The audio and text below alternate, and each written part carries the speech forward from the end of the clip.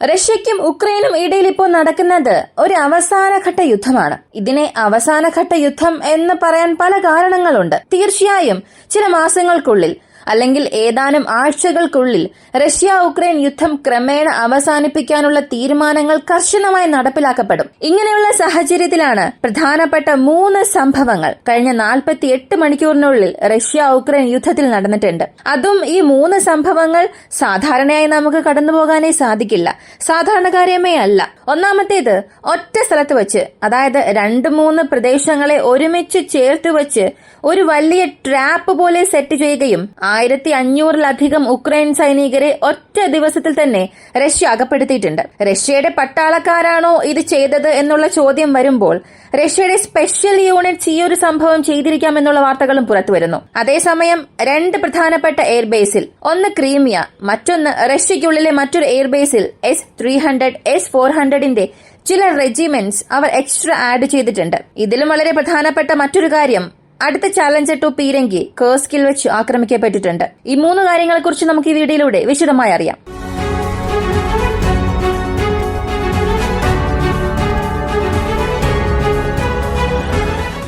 ആദ്യം S-300, S-400 Challenger പീരങ്കി, ഇതിനെക്കുറിച്ച് ആദ്യം അറിയാം. ഈ S-300, S-400നെ സംബന്ധിച്ചിടത്തോളം മെലറോവ എയർബേസ്, ഇവിടെ ഇതിന്റെ മൂവ്മെന്റ്സ് കൂടുതലായും നടക്കുന്നുണ്ട്.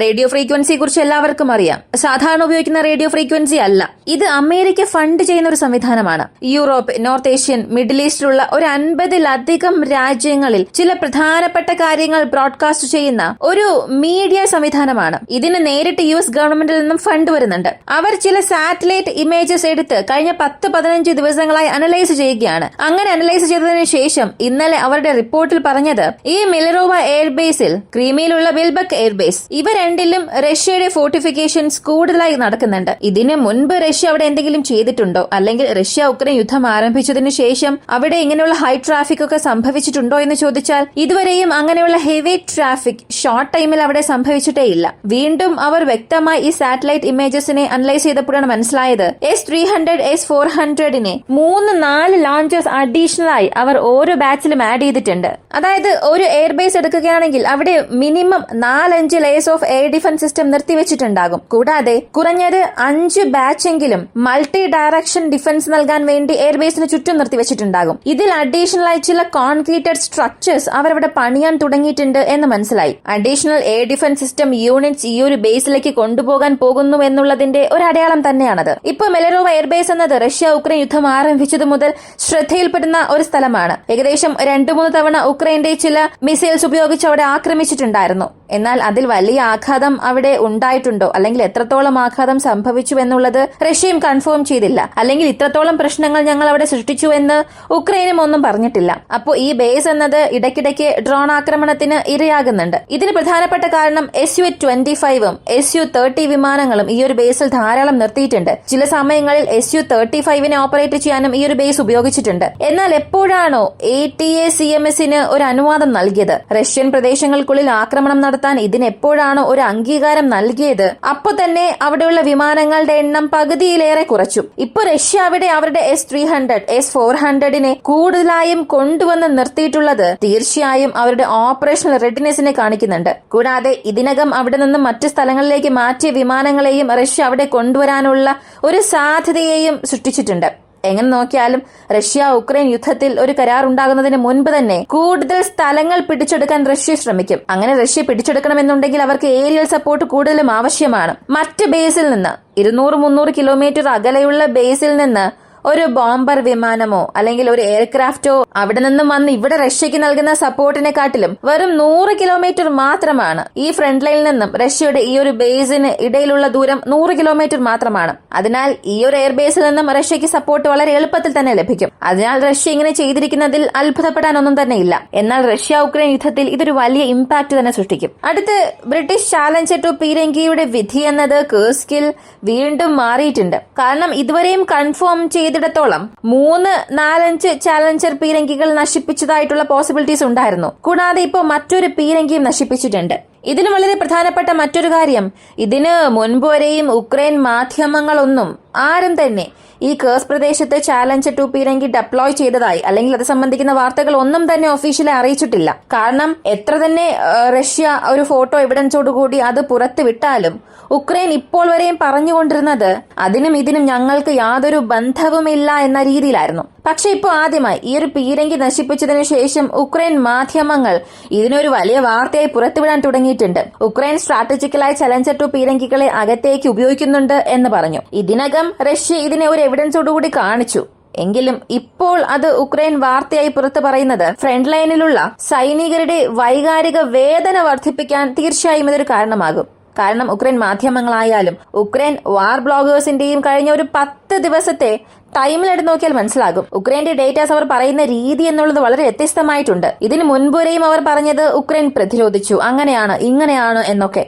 എന്നാൽ ഇപ്പോ വളരെ അഗ്രസീവായി ഉക്രൈൻ റഷ്യൻസിനെ ആക്രമിക്കുന്നു എന്ന രീതിയിലാണ് അവരുടെ വാർത്തകൾ പുറത്തുവിടുന്നത്. എന്നാൽ ഈ ചലഞ്ചർ പീരങ്കി നശിപ്പിച്ചതിൽ റഷ്യയുടെ ഒരു പങ്ക് അധികമൊന്നുമില്ല. കാരണം ചെളിയിൽ ആ പീരങ്കി അകപ്പെട്ടു. പിന്നീട് ആ പീരങ്കി ഉപേക്ഷിച്ച സൈനികർ അവിടെ നിന്നും പോകുന്നു. അപ്പോഴായിരുന്നു റഷ്യ അവരുടെ ഡ്രോൺ സ്ട്രൈക്കിൽ അതിനെ ആക്രമിച്ചത്, നശിപ്പിച്ചത്. അപ്പോ ഇതിന്റെ മുഴുവൻ ക്രെഡിറ്റും റഷ്യക്ക് കൊടുക്കാൻ സാധിക്കില്ല. എങ്കിൽ പോലും ഈ ഒരു വാർത്ത ഉക്രൈൻ ഇപ്പോൾ കാണിക്കുന്ന രീതി മറ്റൊരു രീതിയിലാണ്. അതായത് ഉക്രൈൻ റഷ്യക്കെതിരെ ചെയ്യുന്ന ഓരോ പ്രവൃത്തികളും അവരുടെ വാർ സ്ട്രാറ്റജി തന്നെ മാറ്റുകയാണ്. ഈ വാർ സ്ട്രാറ്റജി എന്ന് പറഞ്ഞപ്പോഴാണ് മറ്റൊരു കാര്യം ഓർമ്മ വന്നത്. റഷ്യയുടെ ടൊറൻസ് പ്രദേശത്ത് സംഭവിച്ച സർപ്രൈസ് ക്യാമ്പയിൻ. കഴിഞ്ഞ 48 മണിക്കൂറിൽ അവിടെ എന്ത് സംഭവിച്ചു എന്നറിയണമെങ്കിൽ ഈ ഒരു മാപ്പ് നിങ്ങൾ നോക്കുക. ഇത് ജനുവരി മാസം 30 കൺഫേം ചെയ്ത മാപ്പാണ്. ഇത് ഒഫീഷ്യലായി ഇൻസ്റ്റിറ്റ്യൂട്ട് ഫോർ സ്റ്റഡി ഓഫ് വാറും വാർ അനലിസ്റ്റും കൺഫേം ചെയ്ത ഇമേജ് ആണ്. ഇത് ടൊറസ്കിനും പോക്രോവേഴ്സ്കിനും നടുവിൽ ചില മാർക്കുകൾ നിങ്ങൾക്ക് കാണാൻ സാധിക്കും. ഇതെല്ലാം റഷ്യയുടെ പെട്ടെന്നുള്ള കൗണ്ടർ ഒഫൻസീവും റഷ്യ കാരണം ഉക്രൈൻ സൈനികർ എവിടെയെല്ലാം ട്രാപ്പ് ആയിട്ടുണ്ട് എന്നുള്ളതുമാണ് കാണിക്കുന്നത്. ഇതിൽ ഈ ടൊറൻസ് പ്രദേശത്ത് ചെറിയൊരു സർക്കിൾ ഉണ്ട്. നിങ്ങൾ സാധാരണ ഗൂഗിൾ മാപ്പിൽ ഇത് ഓപ്പൺ ചെയ്ത് നോക്കിയാൽ മനസ്സിലാകും. അതിനടുത്ത് ഇവാനോപിലിയ, എബ്ലുംവിക്ക, ഇലിൻക ഈ 3 പ്രദേശങ്ങളുണ്ട്. ഇതൊരു വൈ ഷേപ്ഡ് ജംഗ്ഷൻ ആണ്. കഴിഞ്ഞ 48 മണിക്കൂറിൽ റഷ്യൻ ഫോഴ്സസ് അവിടെ ചെയ്തത് ഈ പോക്രോസിനും ടൊറൻസ് മേഖലയ്ക്കും ഇടയിൽ പ്രധാനപ്പെട്ട ഏതൊരു അറ്റാക്കും അവർ നടത്തിയില്ല. ഇപ്പോ ഇവർ ഇങ്ങനെ അറ്റാക്ക് ഒന്നും നടത്താത്തത് കൊണ്ട് ഉക്രൈൻ ചിന്തിച്ചത് റഷ്യക്ക് ആ സ്ഥലത്ത് സപ്ലൈസ് കുറയാൻ തുടങ്ങിയിട്ടുണ്ടാകാം. അവരുടെ സ്ട്രൈക്സ് അവിടെ ലിമിറ്റഡ് ആയിട്ടുണ്ട്.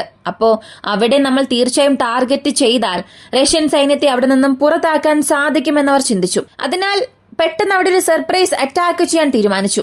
എന്നാൽ അപ്പോൾ അവർക്കറിയില്ലായിരുന്നു അവിടെയുള്ളത് റഷ്യൻ സൈനികർ മാത്രമല്ല, ചേച്ചിൻ ആർമിയുടെ ചില സ്പെഷ്യലൈസ്ഡ് യൂണിറ്റ്സും അവിടെ ഉണ്ടെന്നുള്ളത് അവർക്കറിയില്ല. പ്രധാനമായും ആത്മത് പോലുള്ള സ്പെഷ്യൽ ഫോഴ്സസ്. ഇതിൽ ചേച്ചിൻ ആർമി ഉപയോഗിച്ചു എന്ന് പറയാൻ പ്രധാനപ്പെട്ട ഒരു കാരണമുണ്ട്. കാരണം റഷ്യ അത് ഇതുവരെയും അംഗീകരിച്ചിട്ടേ ഇല്ല. എന്നാൽ അവിടെയുള്ള വാർ സ്ട്രാറ്റജി അല്ലെങ്കിൽ അവിടെയുള്ള വിഷ്വൽസ് എല്ലാം കാണുമ്പോൾ, അവിടെയുള്ള വാർത്തകൾ കാണുമ്പോൾ തീർച്ചയായും ഇത് ചേച്ചിൻ ആർമി ചെയ്തിരിക്കാനുള്ള സാധ്യതകളും അധികമാണ്. ആദ്യം അവിടെ എന്ത് സംഭവിച്ചു എന്നുള്ളത് അറിയാം. അതിനുശേഷം ഇത് ആര് ചെയ്തിട്ടുണ്ടാകുമെന്നുള്ളത് കമന്റ്സിൽ നിങ്ങൾ തന്നെ പറയുക. യഥാർത്ഥത്തിൽ ഒരു ദിവസം മുൻപ് രാത്രി ഈ സംഭവങ്ങളെല്ലാം ഗുരുതരമാകാൻ തുടങ്ങി. ടൊറൻസിന് ചുറ്റുമുള്ള പ്രദേശങ്ങളിൽ കൂടുതലായും അർബൻ വാർഫെയർ നടക്കുന്ന സ്ഥലമാണ്. അതായത് നഗരങ്ങൾക്കിടയിൽ കൂടുതൽ യുദ്ധം നടക്കുന്ന ഒരു സ്ഥലം. ഈ സ്ഥലങ്ങളിൽ ഉക്രൈൻ സൈനികർ അറ്റാക്ക് കുറയുന്നത് കണ്ടിട്ട് റഷ്യയുടെ ആക്രമണം അവിടെ ഇല്ല എന്ന് ചിന്തിച്ചുകൊണ്ട് പതിയെ പതിയെ അവരുടെ ഇൻഫാൻട്രി ഫൈറ്റിംഗ് വെഹിക്കിൾസിനെയും അവരുടെ പട്ടാളക്കാരെ ചെറിയ ചെറിയ ബ്രിഗേഡുകളാക്കി മാറ്റി അകത്തേക്ക് അയച്ചു. ഇങ്ങനെ അകത്തേക്ക് അയക്കുമ്പോൾ ഈ ടൊറൻസ്കിൽ നിന്നും ഇല്ലിനിക്ക എന്ന് പറയുന്ന സ്ഥലം, ഇതും 2 ഓപ്പോസിറ്റ് ഡയറക്ഷനിലാണ് ഉള്ളത്. ഈ 2 പ്രദേശങ്ങൾക്കും നടുവിൽ ആക്രമണം കുറവാണ് എന്ന് കരുതി ഉക്രൈൻ അകത്തേക്ക് സൈനികരെ അയച്ചു. ഇങ്ങനെ അയക്കുമ്പോൾ മുഴുവനായും ആ പ്രദേശങ്ങൾക്കുള്ളിൽ ഉക്രൈൻ സൈന്യം വന്നതിന് ശേഷം അവർ പ്രതീക്ഷിക്കാത്ത സമയത്ത് ഓപ്പോസിറ്റ് ഡയറക്ഷനിൽ നിന്നും നോർത്തേൺ പ്രദേശത്ത്, അതായത് വൈ ഷേപ്ഡ് ജംഗ്ഷൻ എന്ന് പറഞ്ഞല്ലോ, ആ പ്രദേശത്ത് നിന്നും റഷ്യയുടെ ടാങ്ക് ബറ്റാലിയൻ അകത്തേക്ക് വരാൻ തുടങ്ങി. ഈ ഒരു വാർത്ത ഉക്രൈൻ അറിഞ്ഞതിന് ശേഷം തീർച്ചയായും നമ്മളൊരു ട്രാപ്പിൽ അകപ്പെട്ടു എന്നുള്ളത് അവർക്ക് മനസ്സിലായിട്ടുണ്ടാകില്ല. കാരണം ഒരു പക്ഷേ റഷ്യ അവിടെ എപ്പോഴത്തെയും പോലെ അവരുടെ ഏരിയൽ അറ്റാക്സ് ചെയ്യാം, അല്ലെങ്കിൽ അവരുടെ ടാങ്ക് വാർഫെയർ നടത്തുമെന്ന് ചിന്തിച്ചുകൊണ്ട് അങ്ങനെ ഊഹിച്ചുകൊണ്ടിരിക്കുന്ന സമയത്തായിരുന്നു റഷ്യ അവിടെയുള്ള ഒരു 50 കെട്ടിടങ്ങളിൽ ആക്രമിച്ചു, ബോംബ് വച്ച് തകർത്തു. ഉക്രൈൻ സൈനികർ അകത്തേക്ക് വരുന്നതുവരെയും കാത്തിരിക്കുകയും ഓരോ കെട്ടിടങ്ങളെയായി ബോംബ് വച്ച് തകർക്കുകയും ചെയ്തു. ഇതിൽ ഏകദേശം കുറഞ്ഞത് 150 മുതൽ 400 ഉക്രൈൻ സൈനികരെങ്കിലും മരിച്ചിട്ടുണ്ടാകാം. കാരണം 50 കെട്ടിടങ്ങൾ സാധാരണ കെട്ടിടമല്ല, ചില അപ്പാർട്ട്മെന്റ്സ്, ചില ബിൽഡിംഗ്സ് ഇവയെല്ലാം പൂർണ്ണമായും നശിച്ചിട്ടുണ്ട്. കൂടാതെ ഉക്രൈൻ സൈനികർക്ക് വേണ്ടി ഒരുപാട് കെണികളും അവിടെ ഒരുക്കി വെച്ചിരുന്നു. ഇപ്പൊ ചൈതന്യ പട്ടാളക്കാർ എന്തുകൊണ്ട് ഇത് ചെയ്തിരിക്കാം എന്നുള്ളതിന്റെ പോസിബിലിറ്റീസ് പറയാം. ഈ അർബൻ വാർഫെയർ, അതായത് അവിടെ സംഭവിച്ച ഈ ഒരു ആക്രമണം ഇതിനു മുൻപും ചേച്ചൻ വാർഫെയർ നടന്നിട്ടുണ്ട്. അകത്തേക്ക് മുഴുവൻ സൈനികരെയും കൊണ്ടുവരികയും കെട്ടിടങ്ങളെ നശിപ്പിക്കുകയും ചെയ്യുക, കൂടാതെ വൈൽഡ് ട്രാഫിക്സ് കൂടുതലായും സെറ്റ് ചെയ്യുക. ഇതിനു മുൻപ് ഇതുപോലുള്ള സംഭവങ്ങൾ നടന്നിട്ടുണ്ട്. റഷ്യയ്ക്കും ചേച്ചന്യയ്ക്കും വേണ്ടി നടന്ന പ്രശ്നത്തിൽ അവരത് ചെയ്തിരുന്നതാണ്. അതുകൂടാതെ അടുത്തിടെ ചേച്ചൻ സൈനികരെ കുറിച്ചുള്ള വാർത്തകൾ അല്ലെങ്കിൽ അവരുടെ സ്പെഷ്യൽ യൂണിറ്റ്സിനെ കുറിച്ചുള്ള വാർത്തകൾ നമ്മൾ അങ്ങനെ കേട്ടിട്ടേ ഇല്ല. അപ്പോ ഇത് ചെയ്തിരിക്കാനുള്ള സാധ്യതയും കൂടുതൽ തന്നെയാണ്. നിങ്ങളെ സംബന്ധിച്ച് ഇതിന് പുറകിൽ ആരുണ്ടാകും, ആരിത് ചെയ്തിട്ടുണ്ടാകും? നിങ്ങളുടെ അഭിപ്രായം കമന്റിൽ പറയുക. ഇങ്ങനെയുള്ള വീഡിയോസ് കാണാൻ താല്പര്യമുള്ളവരാണ് നിങ്ങളെങ്കിൽ ഇപ്പോൾ തന്നെ നമ്മുടെ ചാനൽ സബ്സ്ക്രൈബ് ചെയ്യുക. മറ്റൊരു വീഡിയോയുമായി വീണ്ടും കാണാം.